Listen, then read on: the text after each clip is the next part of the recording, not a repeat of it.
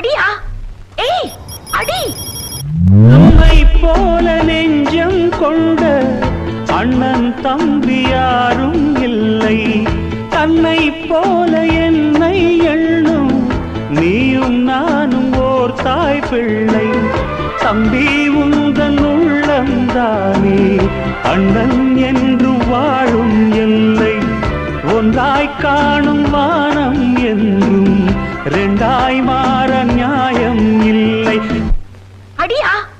ஏய் அடி! கண்ணோடுதான் உன்